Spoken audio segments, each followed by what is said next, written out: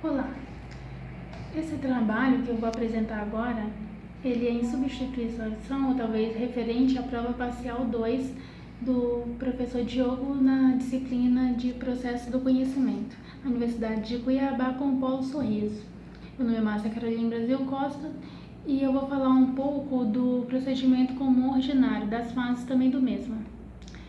Pois bem, de acordo com o livro O Novo Código de Processo Civil, do doutrinador Rodolfo Konenberg, o procedimento comum ordinário é o modelo geral no novo Código de Processo Civil, ou também chamado de residual, uma vez que uma demanda que seja excluída de qualquer outra das formas previstas por inadequação às suas naturezas peculiares será ajuizável sob o rito comum ordinário.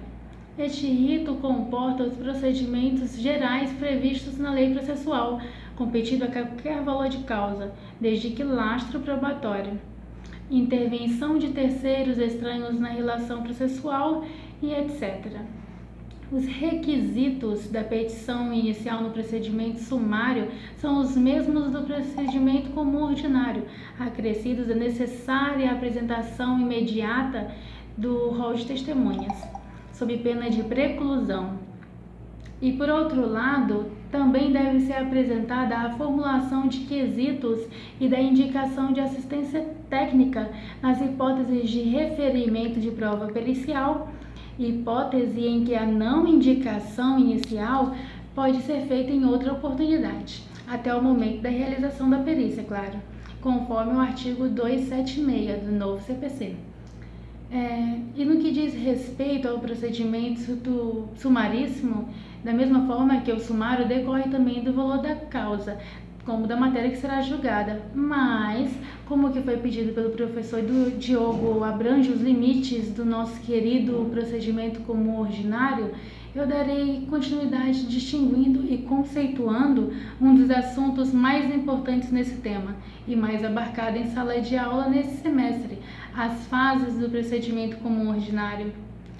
São elas a fase postulatória, a fase do julgamento conforme o estado do processo, fase instrutória e a fase decisória.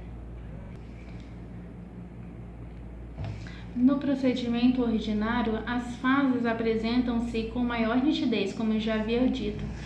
Fase postulatória, fase do julgamento conforme o estado do processo, fase instrutória e fase decisória. A fase postulatória compreende predominantemente a formulação e propositura da demanda, mas a eventual resposta do réu. No entanto, pode avançar para abranger as providências preliminares determinadas pelo juiz, no mesmo momento da rejeição.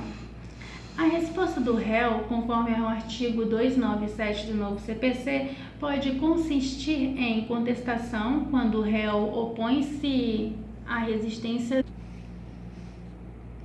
exceção, quando o réu opõe defesa indireta processual, e reconvenção, quando o réu formula demanda contra o autor.